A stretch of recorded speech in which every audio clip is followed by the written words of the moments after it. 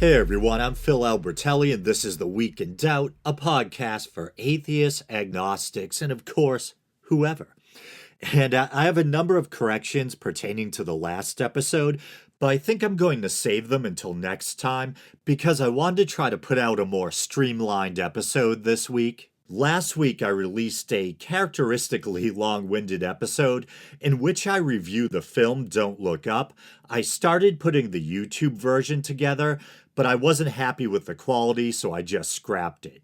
But if you're a YouTube viewer and that sounds interesting or you want to hear what I had to say about the film, the audio version is out there, but be forewarned, there are things in there that I think need correcting or clarifying. But on with the show. So, Fox News versus the Satanic Temple.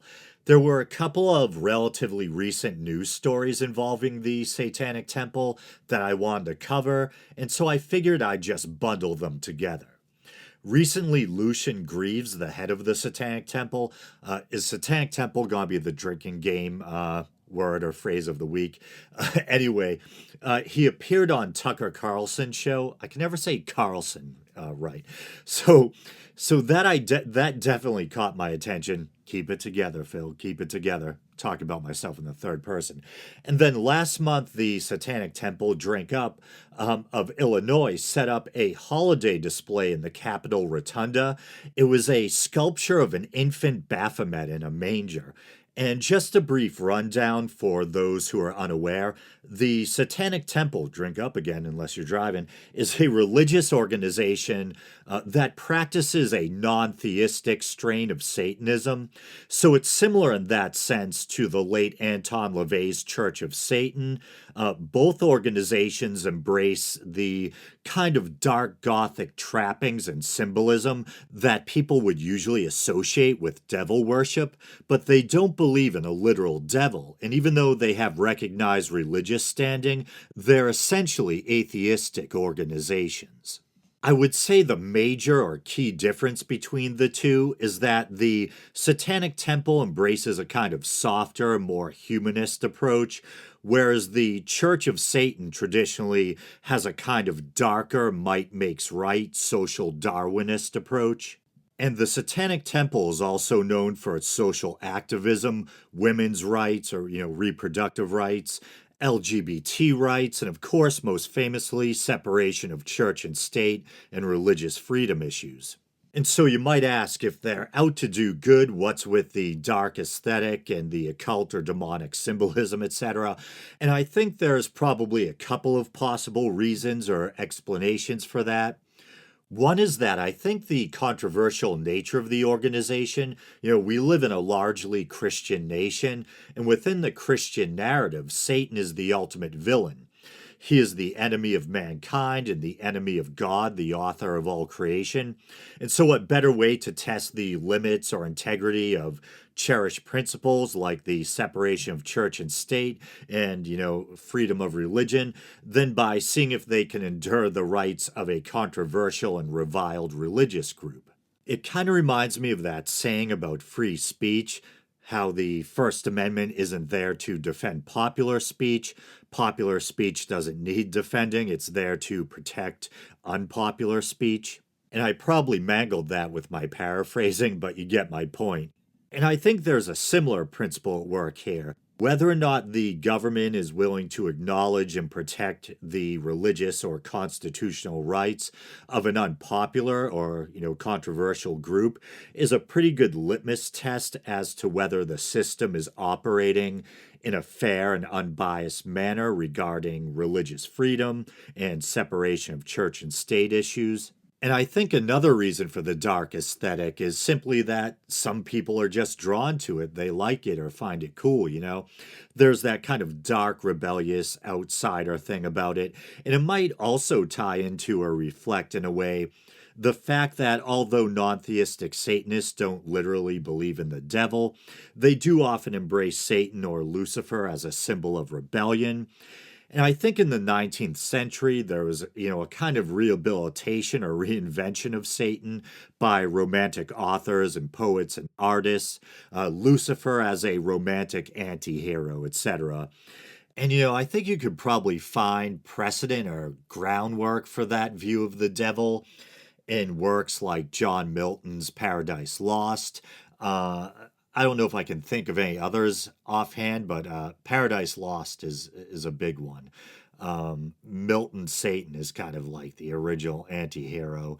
What's that famous quote? I think it's from Paradise Lost. Better to better to rule in hell than to serve in heaven. And didn't I say I wanted this episode to be more streamlined? We're already more than 5 minutes in, and I still haven't gotten to the clips yet. So let's get to them. This first one is rather short. It's Fox News' Raymond Arroyo and his guest, Franklin Graham, talking about this baby Baphomet display. And quickly, before I hit play, I just wanted to stop and say that I've been aware of Raymond Arroyo for a long time. I remember back in my 20s, I'd come home after a night of drinking, and I'd watch either Adult Swim on the Cartoon Network or EWTN, or maybe I switched over. I started with Adult Swim and then went to EW. I forget the exact ritual. But I'd come home drunk and often end up watching EWTN, which stands for the Eternal Word Television Network. It was, I believe it's still around, so I'll use the present tense. It's this Catholic network, and it's all religious programming. At that time, I was already a non-believer or a skeptic, but I used to like to listen to people talk about the lives of the saints, etc., after a night out drinking. And Raymond Arroyo was on that network. And then eventually Laura Ingraham started bringing him on to her Fox show. I think he was or is a regular on her radio show, too. But anyway, here's the clip. Welcome back to the Ingram Angle. Imagine walking into your state's capital during the week of Christmas and seeing this monstrosity. It's a so-called art display in Illinois depicting the satanic figure Baphomet as a baby. It sits right next to the Nativity. It's so obvious what the Satanic Temple, the group who put this thing on, is doing. They are mocking religious expression and the Nativity. Joining me now is Reverend Franklin Graham. He's president and CEO of Samaritan's Purse. Reverend Graham, Merry Christmas. Your reaction to this blasphemous image at the Illinois Capitol? Well, first of all, the devil has been trying to destroy Christmas for 2,000 years. When King Herod sent his troops to Bethlehem to hunt for the baby Jesus to kill him. And so the devil has been trying to destroy Christmas ever since, and this is just another very sad attempt. But Christmas is about God's love. It's not about the Satanic Temple. It's about God so loving this world that he sent his son Jesus Christ to this earth to take our sins. Now, bear with me. I know it's a bit off topic. I watched these clips earlier, but now that I'm listening back to them, just the audio, I'm like, maybe I'm being too hard on myself. Because as a podcaster, or just as a neurotic person, I am like neurotically obsessed with trying to keep the mic from picking up all my little gross mouth noises and stuff. I'm on a medication that really dries me out. It's like having, cotton mouth from smoking pot, but without, the benefits of actually smoking the pot. I did notice it while watching the video version of these, clips I harvested for the show. But now that I'm listening to the isolated audio, it sounds like Franklin Graham and Raymond Arroyo were doing bong hits or something. I can hear all the little noises. So it's not just me, even a big outfit like Fox News is picking up all the little gross noises. Ugh. Anyway. So, gotta get back on track. So, Raymond Arroyo refers to Baphomet as a quote-unquote satanic figure, and in fairness, Baphomet has become associated with Satanism. It would be intellectually dishonest of me to say otherwise. The concept of Baphomet can be traced at least as far back as the Knights Templar. They were thought to have worshipped some kind of idol, a head that they referred to as Baphomet. And one theory is that the name Baphomet may be a corruption of the word or name Muhammad. And I did a whole documentary on this subject, which you can find on YouTube or by digging through the podcast feed. And there were a number of people who I think, judging by their names or comments, were Muslim, who did not take kindly to this suggestion. And it's like, What do you want? I'm going with an actual historical theory. Do you want me to lie to make you feel better?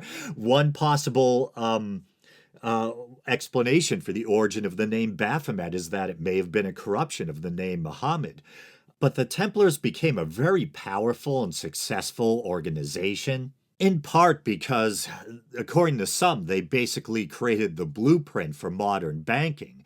So they were a powerful military force, and they also accrued immense wealth, which didn't sit well with royalty or the powers that be, specifically King Philip IV of France, I believe.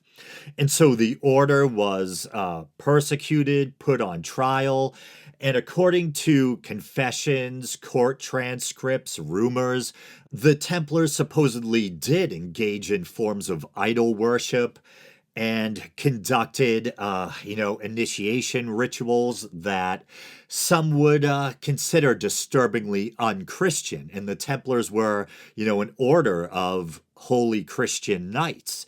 In fairness to the Templars, I think one theory is that they weren't engaging in these practices or rituals because they had betrayed Christ in their hearts and were no longer Christian.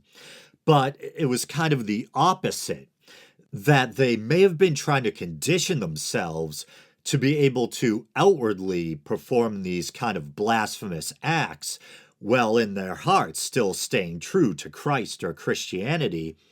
And you may ask yourself, well, why would they do that? Well, according to this line of thinking, it may have been a kind of preparedness training in case they were ever, captured by the enemy and made to outwardly denounce Christianity, etc. But I didn't plan on going that deep into the whole Baphomet thing. But to try and get back on track, the modern incarnation of Baphomet as this kind of sabbatic goat figure, this can be traced back to 19th century French occultist Eliphas Levi or Levy. And I actually talked about this in that epically long Sons of Sam review I did not that long ago. But Eliphas Levi, or however it's pronounced, didn't intend for the Baphomet symbol to be satanic. The cross-legged sabbatic goat with one hand pointing up and the other down was meant to represent balance or a union of opposites. And I believe, if I remember correctly, that the animalistic appearance, the goat head, hooves, and fur, etc., was meant to represent the bestial aspect of man, or something like that. And occultists like Eliphas Levi and even Aleister Crowley, despite his satanic reputation, which I think he probably rather enjoyed, and after all, he even took the name to Megatherion, which in Greek means the great beast. They didn't really worship Satan, but they did dabble in and study demonology, which might not sound like a very Christian thing to do. There was this idea that you could summon and bind demons and spirits to do your will. And I think this can be traced back to this, tradition or these old stories about King Solomon supposedly binding demons to build the temple. And I think you can find that in the apocryphal text. I believe it's the Testament of Solomon. And I think you can go even further back to Babylonian Talmudic tradition, where there's a similar story, I think, about Solomon binding, is it Ashmodai or Asmodai, better known as Asmodeus? But yeah, to reiterate, these occultists, they weren't really Satanists, but they drew from a number of different spiritual traditions. They did dabble in demonology, studied texts like the Ars Goetia, the Lesser Key of Solomon.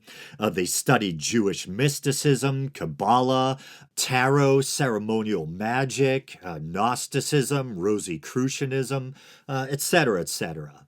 And the 19th century, of course, is when spiritualism also took off, and there were a number of secret societies like the Hermetic Order of the Golden Dawn, and it was usually well-to-do society gentlemen who joined these orders, as well as popular poets and artists and intellectuals of the day, and this is the type of stuff that they would dabble in or practice.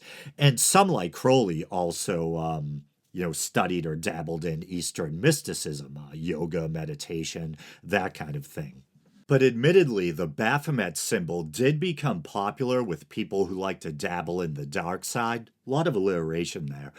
The Church of Satan, metal bands. In fact, the Church of Satan made the pre-existing image of a sabbatic goat head inside an inverted pentagram, their official symbol, which they refer to as the Sigil of Baphomet. I believe it was originally created by yet another 19th century French occultist by the name of Stanislas de Guaita, something like that. I'm probably butchering it. And I'm old enough to remember being a kid in the 80s during the height of the so-called Satanic Panic, and you would see the sigil of Baphomet or the goat's head in a pentagram on concert shirts and album covers. I think it was the band Venom. Didn't Venom have a stylized kind of sigil of Baphomet? And I think Slayer had like a pentagram made out of swords or whatever.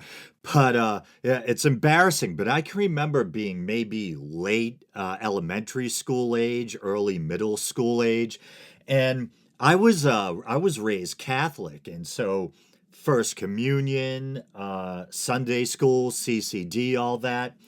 So it was really drilled into my head that you had to always be vigilant or on the lookout for things that could kind of open up or offer a foothold or whatever for demonic influence. And you were supposed to stay away from, Ouija or Ouija boards, tarot cards, anything occult. And I remember my parents bought a series of Time Life books that were all about kind of mysterious, paranormal phenomena and whatnot. And on the back of each book, it was like these a series of big but thin kind of hardcover books. And on the back of each book was a sigil of Baphomet or De Guida's, sabbatic goat head in an inverted pentagram. But that symbol was on the back of each one of the books. And it had been drilled into me so much in Sunday school or whatever, and even at home, which is the weird thing. I grew up in a fairly devout Catholic home, and my parents were kind of vigilant about trying to keep anything unwholesome, anything having to do with the occult or whatever out of the house. So I don't even think maybe they didn't realize or know what it was, this symbol on the back of the books. But it freaked me out so much as this little, indoctrinated kid that I made my parents get rid of the books. And I think one of my older brothers was pissed about it, and but he ended up giving this series of Time Life books to his girlfriend's family. And I just want to make a quick admission. I've actually been recording this episode over a series of days throughout the week. And right now, you might hear some background noise. Here in the Northeast, we're in the middle of what is probably going to be the worst blizzard since the blizzard of '78. I think I've heard some say we might even get more snow than the blizzard of '78. So you might hear a lot of plows and whatnot in the background. It's actually January 29th, and it's a Saturday. And I started recording this, I think, last Sunday. So, apologies that's taking so long. As longtime listeners will know, I work construction for my brother. I used to say the family business, but my father retired and my brother took it over. And so, yeah, it's construction, or more specifically, general contracting / remodeling. So kitchen and bath renovations, building porches and decks, sometimes small additions, replacing windows and doors, all that type of stuff. And I don't make that much. I'm kind of the grunt, and it's not like it's a huge business. But anyway, I used to get more downtime, and so I would often use downtime to work on the show. But it's a double-edged sword. We've been really busy, which means more money, even though more money still isn't quite enough money. But, more hours, more money.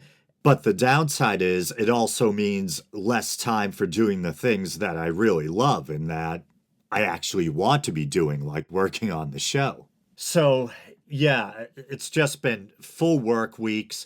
And I was going to work on the show last night, got in from work and noticed something was wrong with my dog.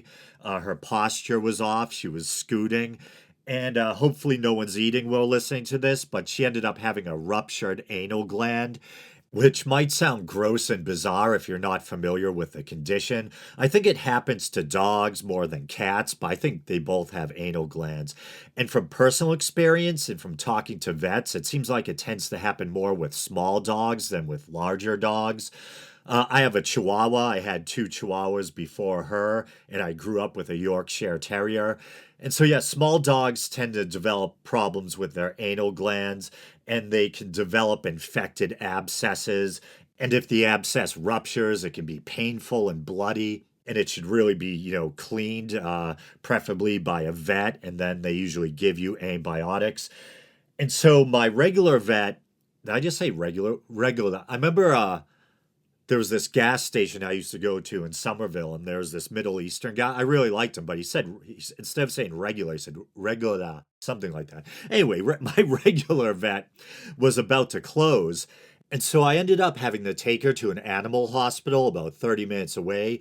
And it was actually an emergency veterinary hospital. And it was pretty intense. They had like a flat screen TV hanging on the wall that told you how many animals were in triage, how many were awaiting doctors. There was a crying couple right next to me whose cat was dying. A guy whose dog was dying. There was a Chihuahua puppy throwing up noodles. And it was weird. The place was relatively small, but inside it was like one large room where I'm sitting with my back to the wall with my dog. And to my left is an open pharmacy area where you can see them preparing the meds, but there's no, partition wall or door. Then there's metal tables out in the open for treating the animals. Then all the way across on the other side of the room, there was an operating room with glass walls and a glass door. I guess in case, owners want to look in on their animals as they're being operated on, which could, I guess, potentially be either comforting or kind of disturbing. But it took about 2 hours before they even got around to seeing her, my dog. So, yeah, I got home from work, had to jump right back into rush hour traffic, take her to the animal hospital, sit around for out. By the time I got home, it was about 9 o'clock. Ended up going to bed around 10. But finally, here I am in the middle of what might be a record-setting blizzard. Finally, back to recording. And so I think where I last left off, I was kind of regaling you guys, well, that's one way to look at it, regaling you with tales from my childhood regarding my kind of relationship with or view on the concept of Satan. And so it might seem kind of contradictory. On the one hand, I'm telling you about how I kind of, forced my parents to get rid of some satanic looking books. Because they bothered me. The idea of having them in the house bothered me so much. And yet, on the other hand, as I originally planned on talking about when we got to the Tucker clips, I was also kind of this punk kid who got in trouble at school for his demonic doodles and joking around about Satan too much. But, what a difference a few years can make, especially when you're a kid and your sense of identity and your view of the world is still developing. So I'm the youngest of four, and there's a significant age difference between myself and my older siblings, about a 10-year difference between my sister and I, or is it my sister and me? And then about a 5 and 6 year difference between myself and my older brothers. And so I kind of grew up on their music. So a lot of hard rock and heavy metal, Black Sabbath, Iron Maiden, Judas Priest. But I went through this brief yet embarrassing phase when I was around in the 6th or 7th grade. As I said, my family was devout Catholic when I was growing up, but we became more lapsed after a while. Like, I remember when I was small, it was church just about every Sunday. Then we became more lapsed, and it was just, on religious holy days like Palm Sunday, Easter, and then it dropped off to church not at all. Once in a while, my parents, especially my mother, would say, we should get back to church and that kind of thing. And we would still observe, dietary restrictions like no meat on Good Friday, that kind of thing. But after a while, none of us really went to church anymore. I think for a while, one of my older brothers started going to church again with his girlfriend. But yeah, anyway, as I was going to say, somewhere around the sixth or seventh grade, I suddenly developed this brief kind of renewed interest or enthusiasm for religion on my own. And, or maybe, partly influenced by the kids I was hanging out with at the time. Because I think I was hanging out with some kind of young metalheads, but this is so embarrassing. We discovered the music of Stryper, which was this like 1980s kind of heavy metal or glam metal Christian rock band. The name Stryper came from a quote from the book of Isaiah, I believe. And the band, all dressed in like yellow and black striped costumes, had makeup and the teased hair, and they would throw out Bibles, during their concerts. And I think during that phase, I became more sensitive to things that seemed unchristian or satanic or whatever. And I think it was during that phase where I kind of pushed my parents to get rid of the Time Life books with the pentagram with the goat head on the back. But that phase did not last very long. By about eighth grade, late middle school or ninth grade, early high school, I had already started to become really skeptical of religion, and my kind of punk troublemaker friends and I would irreverently joke about Satan. Sometimes it was just quoting like Dana Carvey's church lady, could it be Satan or whatever. And also, since I was a little kid, I had an interest in mythology. I used to like to draw monsters and mythological characters. And so teachers would see, back in the day, I don't know if kids still do this. I don't know if everything's on iPads or what now. But, you would just take a brown paper bag at home and make your own kind of book cover, and you'd wrap that around your textbooks. And if you were bored, you'd draw or doodle on it. And so I used to doodle like mythological creatures, dragons, things that did look pretty demonic, both on the backs of tests and on my book covers. So I think that combined with the joking around about Satan led the faculty to become concerned that, myself and my friends were, little Satanists or devil worshippers or whatever. And I don't know if I ever shared this on the show or not, but I actually had this really attractive homeroom teacher. I think her name was Miss DeBella. And I'm trying to think how old she may have been. They say kids tend to overestimate people's ages. Well, old people or older people tend to underestimate people's ages. Old people, tend to think people are younger than they actually are. And kids tend to think, adults look old. But I'd say she was maybe in her late 20s or early 30s. And I always try to keep in mind how faulty or deceptive human memory can be. But I remember her being this tall, thin, attractive woman, very delicate, feminine facial features, and she had short hair. And I don't necessarily have a short hair fetish. I like girls with long hair too. But I always thought there was something interesting about the way, a woman with an attractive face, good bone structure or whatever, the way short hair kind of emphasizes that. Yeah, something about that I've always kind of liked. And actually, now that I think about it, as a young kid coming of age, I was also really attracted to, is it Melanie Griffith? I'm pretty sure it was her, but in the movie Body Double. And I don't even think I wasn't even a teenager yet.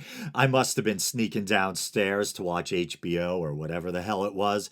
And I actually have a number of memories like this, where I was a young kid watching movies I probably shouldn't have been watching. Once again, not even a teenager.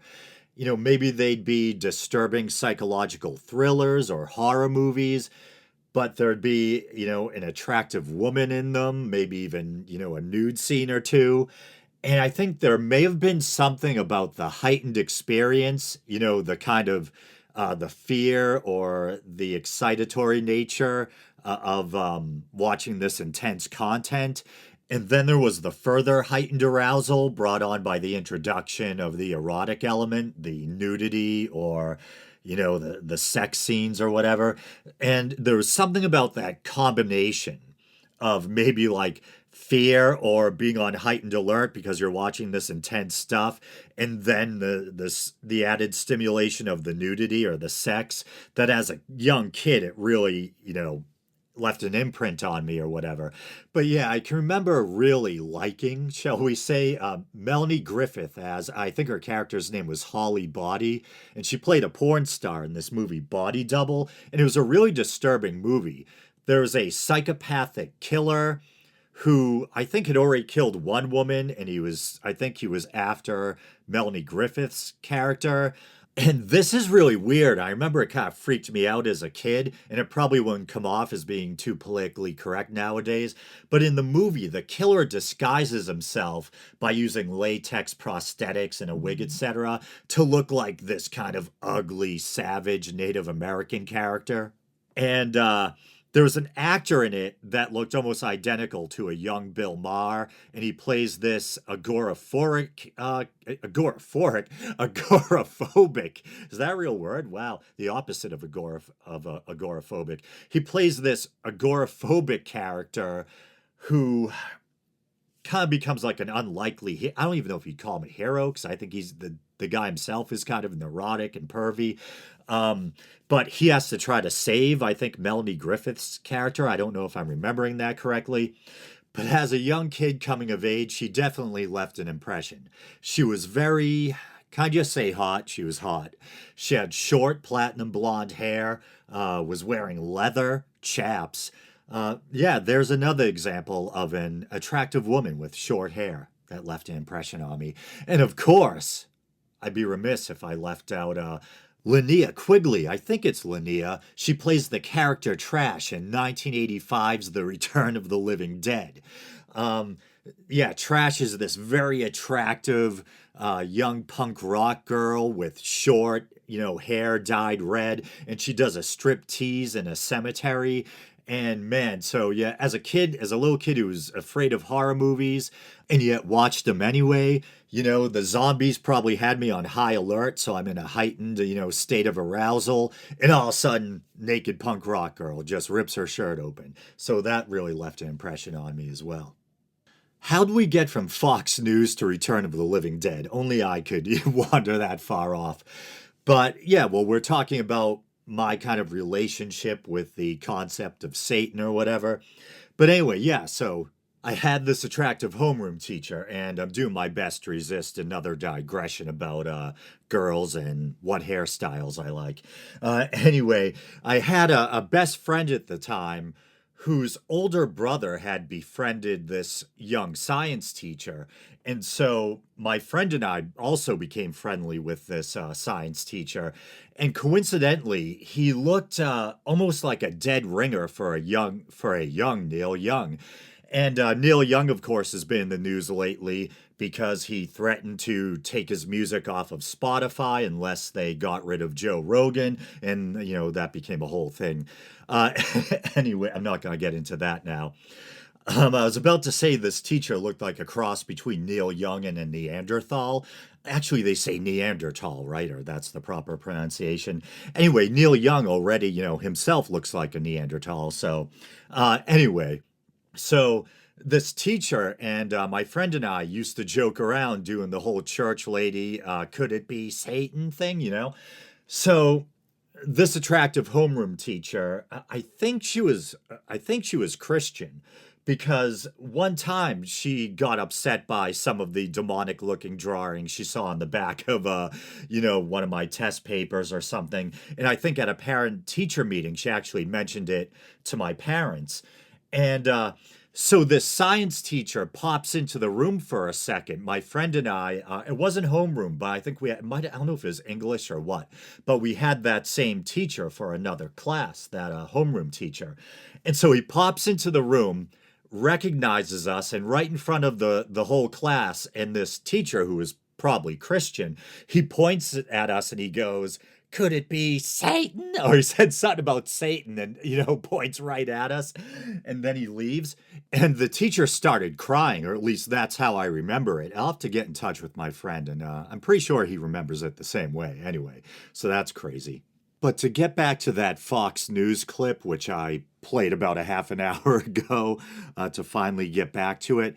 So Raymond Arroyo says that it's that, meaning the Satanic Temple's Baphomet manger display that it's a mockery of religious expression and of the nativity. Gotta keep it real. I think it probably does constitute a mockery of the nativity. It's an unsightly creature with a goat head and a manger. But does it constitute a mockery of religious expression? I don't think so. I mean, I'm sure there is a troll aspect to it, knowing you'll get a rise out of religious Christian types by putting this thing, in a manger. How could you not know? But as I touched on earlier, I think it's kind of the modus operandi of the Satanic Temple to try to ensure or safeguard freedom of religion or the separation of church and state by testing its boundaries. So I think there probably is some mockery, but not without purpose. And, legitimate purpose, I think. And as for Franklin Graham talking about the meaning of Christmas, as I was saying in a recent episode, to suggest that we have to make Christmas all about Christ again is to suggest it was ever all about Christ in the first place. And I was actually paraphrasing a scholar who I thought made a really good point in a documentary about the history of Christmas I'd watched some time ago. But yeah, they were making the point that yes, I mean, Christmas is a Christian holiday, Christ Mass. But there's also a lot of other influences. Everything from probably the Roman Saturnalia, the pagan Germanic or Nordic influence of Yule. And then there's the very date, December 25th. And I think there's a bit of contention. Well, we know that December 25th was supposedly the date on which the birth of the god Mithras was observed. The Cult of Mithras was very popular in antiquity in the Greco-Roman world, and it can be traced back to the worship of the Persian deity Mithra. But I think scholars say that the Greco-Roman Cult of Mithras kind of developed its own unique flavor in a way, and it might have developed some differences and things that set it apart when compared to the worship of the original Persian deity Mithra. But yeah, once again, it was thought that December 25th was the day on which the birth of the god Mithras was observed, or at least it was a Mithraic feast day. And so one theory is that's where the date for the commemoration or observance of Christ's birth comes from. And December 25th also marked the winter solstice on the Roman calendar. And the winter solstice was a time of year that held significance for many ancient cultures. And it makes sense when you think about it. You have these assorted astronomical phenomena like equinoxes and solstices, these times of year where there's a noticeable difference or variation in the amount of light or dark. And it makes sense that ancient people would notice these events and want to attribute or ascribe meaning to them and mark their passage on the calendar, etc.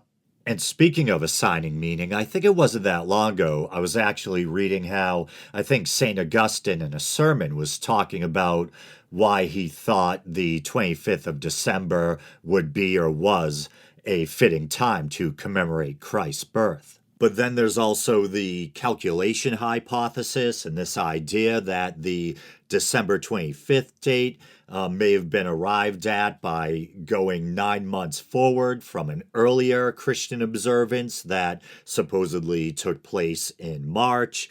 It's a whole thing. And I can't believe I'm retreading it. How'd I get this far afield again? I was talking about Franklin Graham and this possibly or somewhat erroneous idea that Christmas was ever completely about Christ in the first place. And yeah, in that episode, I also talked about the raucous Christmas of the Middle Ages and how, the Puritans in New England, I think at one point actually banned Christmas because they found it to be too frivolous, etc.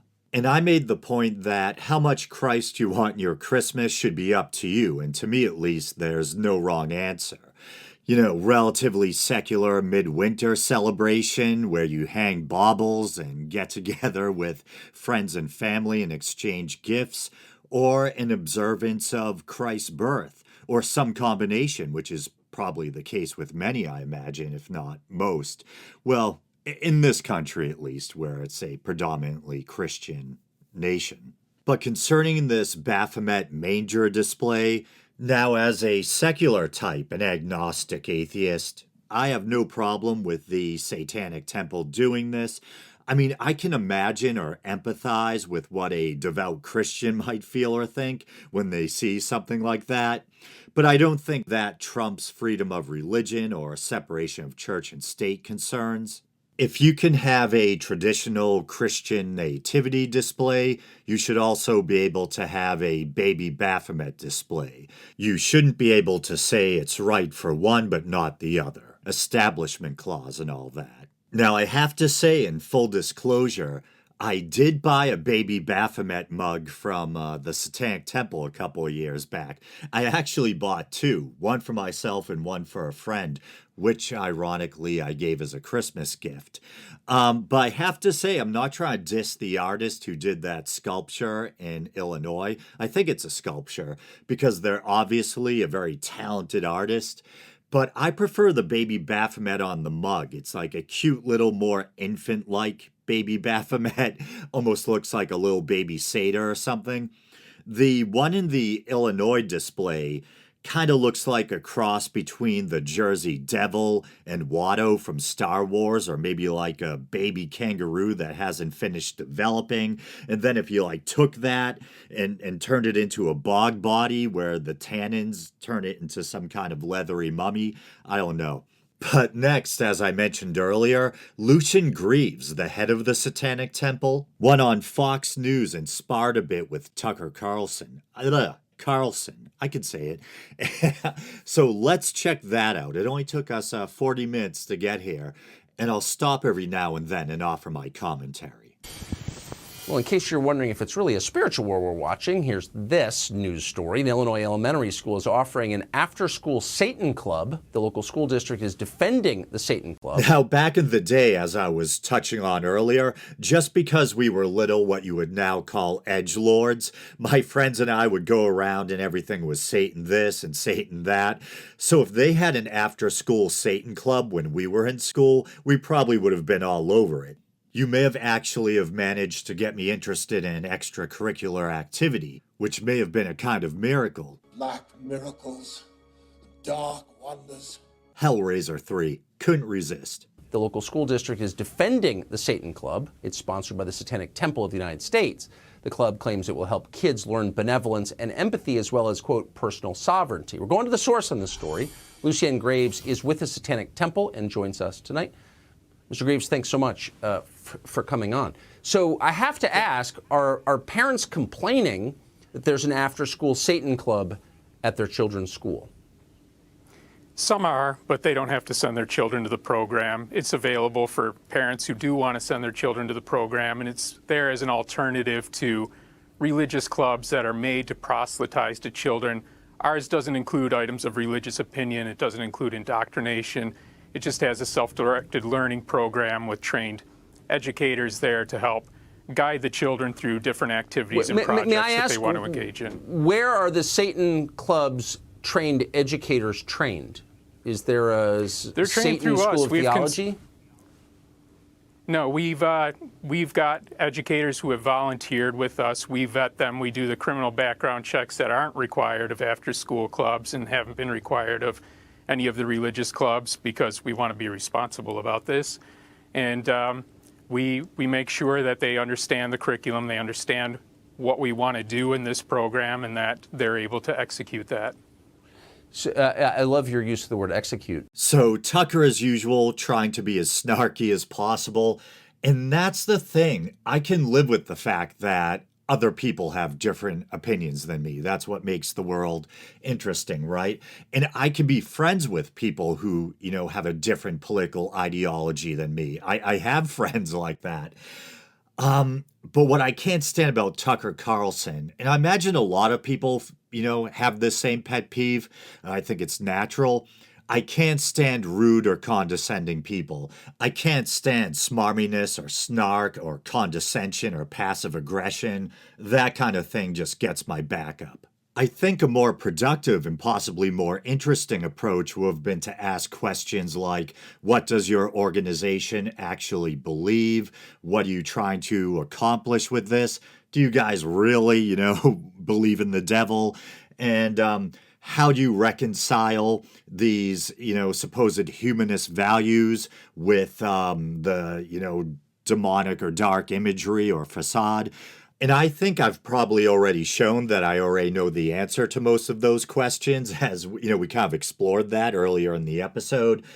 Their ideology, how they practice a non-theistic form of Satanism, and they're basically kind of a secular humanist organization. But I think it still would have been interesting to have that dialogue and see those ideas explored or those questions answered on live TV and see what Lucian Greaves has to say, how he answers them.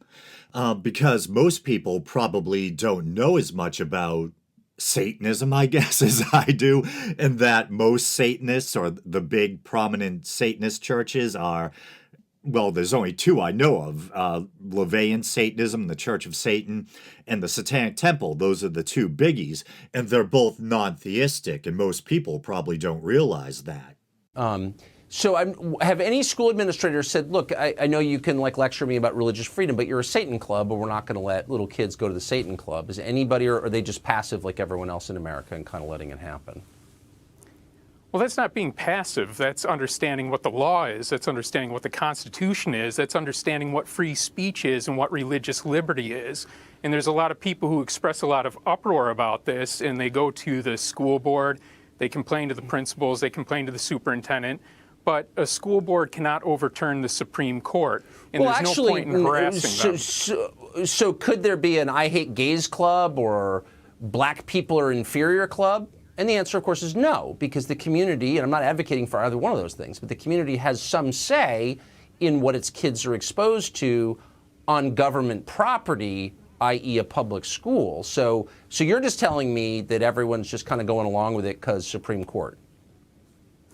Well, the Supreme Court allowed in religion. They said that not having religious clubs would be religious discrimination. I disagree. I think you can categorically deny religion, but what you can't do is give the government the opportunity to pick and choose between which religious viewpoints they'll allow and which ones they won't. They do all the time. I mean, you can be suspended from school for quoting portions of the Old Testament, like immediately. You could be. I mean, I'm trying not to use profanity on the air, but what you're saying is ridiculous. We both know it's ridiculous, and I just want to be really clear on this, because to me it's another example of people just sitting back and being like, oh, I guess I have to.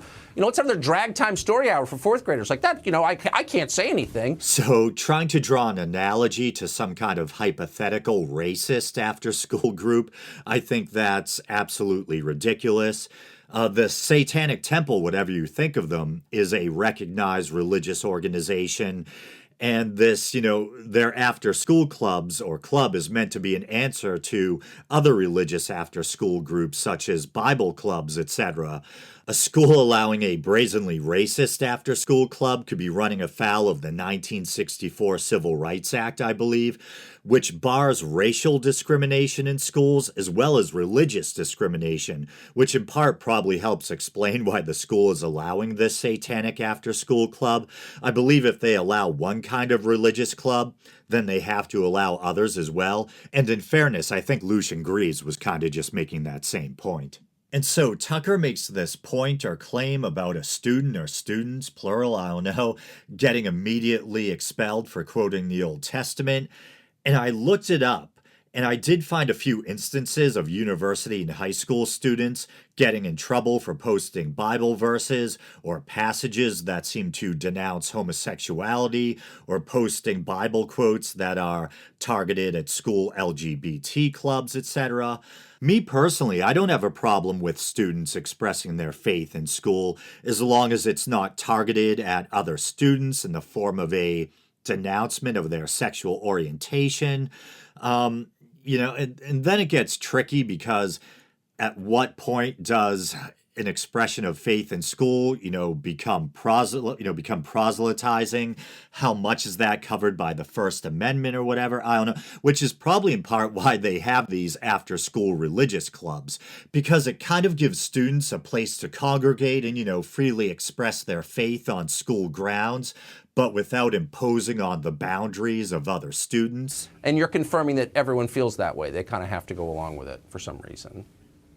Well, people get upset about it, people like you, and they don't reconcile their viewpoints on free speech and religious liberty. I don't know what you're suggesting. I don't know if you're suggesting if the school board should say, no, this is not allowed, and we're going against the Supreme Court ruling that says what I'm religions saying are is allowed. you ought to be allowed to quote the New Testament out loud in school. If we're going to apply the standard, which I suppose I'd be happy to live under, we have to apply it equally, but it's not applied equally, as you know.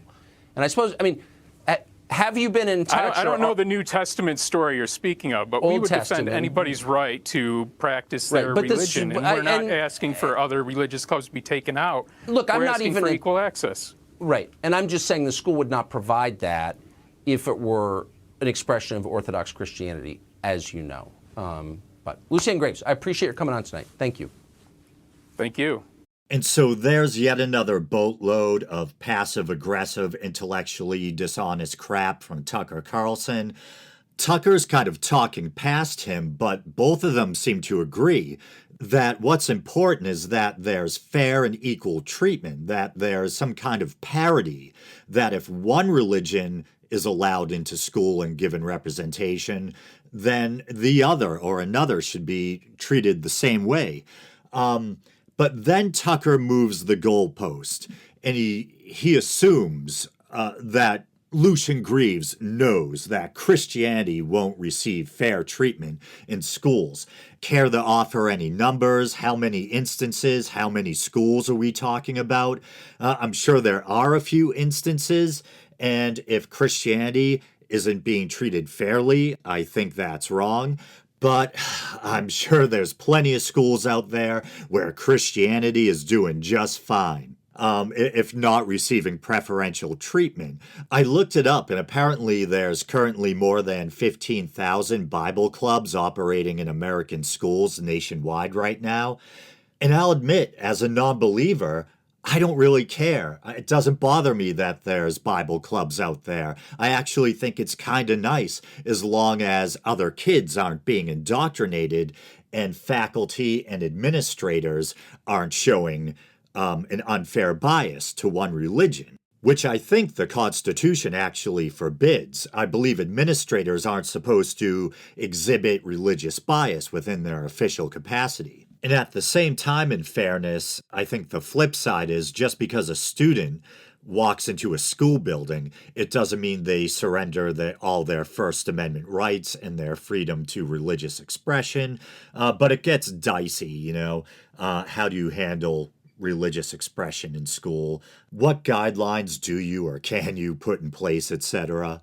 And once again, I think maybe these after-school religious clubs kind of act as at least a partial solution to that question, because once again, it gives students a place to congregate on school property and express their faith, as I said, but without imposing their faith on other students. So once again, to reiterate in closing, I have no problem with the existence of after-school Bible clubs as long as other faiths and religious organizations, including the Satanic Temple, are offered equal treatment or equal representation, especially since kids aren't being forced to go to these or join these clubs. Well, they might be by their parents, but so it's not like Christian kids are being forced into this satanic after-school group.